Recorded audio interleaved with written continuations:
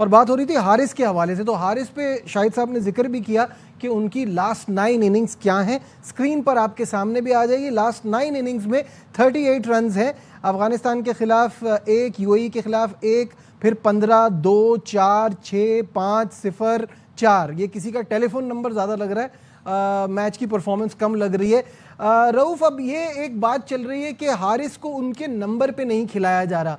मैं कह रहा हूं कि अगर हारिस थोड़ा 15-20 रन भी अच्छे कर रहे होते ना, तो मैं ये कहता कि नाइंसाफ़ी हो रही है, ये इनको ऊपर भेजना चाहिए। इनको तो समझ ही कुछ नहीं आ रहा है कि ये करने क्या आए हुए हैं। वो तो कल तो नूर की बॉल पल्ले ही नहीं पड़ रही थी। क्या कहेंगे?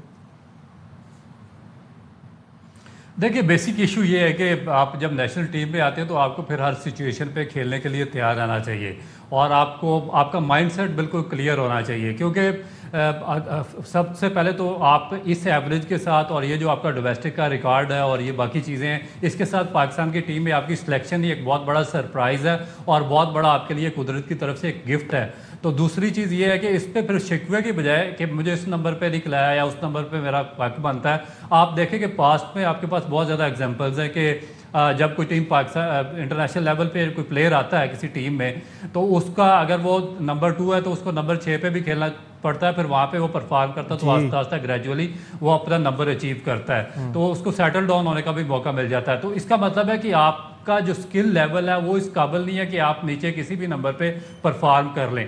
आपने एक माइंडसेट बनाया हुआ कि इस नंबर पे मैं आऊँगा, वहाँ पे स्लॉगिंग करूँगा और चला जाऊँगा। आप देखें कि 9 मैचेस हैं, 38 रन है, 46 आपने बॉल्स खेली हैं, आपका स्ट्राइक रेट 80 रन का है। तो इस पे मैं प्लेयर पे तो बिल्कुल तनकीद नहीं करना चाह रहा, मगर इस पे सिलेक्शन कमेटी पे बात करना ज़रूर बनती है कि कौन सी परफॉर्मेंस पे आप प्लेयर को सिलेक्ट कर रहे हैं। क्या पाकिस्तान की जो 25 करोड़ की आबादी है उस पर हमारे लिए बस यही लोग रह गए हैं कि इनको इससे पहले जो ड्रॉप हुए हैं वो भी 4-4 साल खेलते रहे हैं, 10-15 की एवरेज से, जो आप खेल रहे हैं उनकी भी 10-12 की एवरेज है, वो खेल रहे हैं। तो जो आपके इमर्जिंग टैलेंट थे जिस पे आपने इतना बड़ा पैसा इन्वेस्ट किया डोमेस्टिक पे, तो वो किधर चला गया? आपके इतना बारीक कोचों की फौज सारे लोगों का आपकी शायद साहब बहुत सारे लोगों का ये ओपिनियन है कि ये बहुत ही ब्लेस्ड हैं कि इनको ये अपॉर्चुनिटी मिली है। बीच में तो कप्तानी की भी बातें चल रही थी, परफॉर्मेंस नहीं आ रही है, स्ट्रगल कर रहे हैं।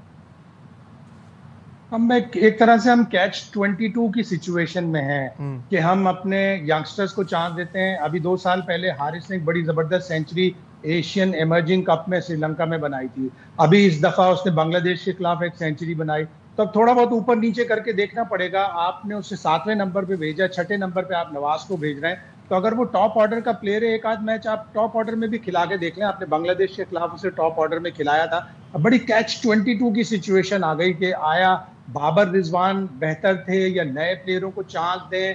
कल मैं एक क्लिप देख रहा था, एक चाचा क्रिकेट के नाम, चाचा पाकिस्तान के नाम से मशहूर है, उन्होंने सुबह एक यूट्यूबर को कहा कि नहीं, बाबर आजम और रिजवान की हमें जरूरत नहीं। जब शाम मैच पाकिस्तान हार गया तो उन्होंने कहा नहीं, हमें जरूरत है। तो उस यूट्यूबर ने फौरन उन्हें पकड़ लिया कि सुबह तो आप कह रहे थे कि नहीं है जरूरत। तो हम अजीब सी सिचुएशन में आ गए कि हम न जाए रफ्तार न पाए मानदंड। लेकिन शाहिद साहब, हमें आपको फॉर्मर क्रिकेटर्स को तो चाचा नहीं बनना चाहिए ना। जो निकल रहा है नहीं, आप फॉर्मर क्रिकेटर्स को भी देख लें, फॉर्मर क्रिकेटर्स को भी देख लें। अभी पाकिस्तान अभी 2 मैच पाकिस्तान जीता हुआ था, राय बदल रही थी। अभी पाकिस्तान 2 मैच और फाइनल और जीत जाए, फिर राय बदल जाए। नहीं, बिल्कुल सही कह रहे हैं, इसीलिए कह रहा हूँ थोड़ी डिफिकल्ट सिचुएशन में है हम, थोड़ी डिफिकल्ट सिचुएशन में। जैसे रऊफ कह रहे हैं कि हम अपने यंगस्टर्स को जो डोमेस्टिक क्रिकेट के परफॉर्मर होते हैं उन्हें हम चांस देते हैं। अब यही साहबजादा फरहान है, 4 नेशनल T20 का टॉप स्कोरर है। अब अगर वो आके अपनी टेक्निक चेंज करे, जिस तरह रऊफ कह रहे हैं कि वो अपनी टेक्निक चेंज करे, वो प्री मेडिटेटेड शॉट ना खेले, वो शुरू से ही सोच लेता कि मैं इधर हट के सफल कर रहा है और एक तरह से आउट कर रहा है। तो आप ये सारी चीजें हेड कोच बताएगा उन्हें और हेड कोच समझाएगा। और अब कल बड़ा आपका एक ट्रिकी मैच है, अगर आप यूएई से अच्छा नहीं खेलेंगे तो आपके लिए मुश्किल हो जाएगी। नहीं, खैर अब हम यूएई से भी घबराएं, इतना तो बुरा हाल हमारी क्रिकेट का वैसे हो ही गया है।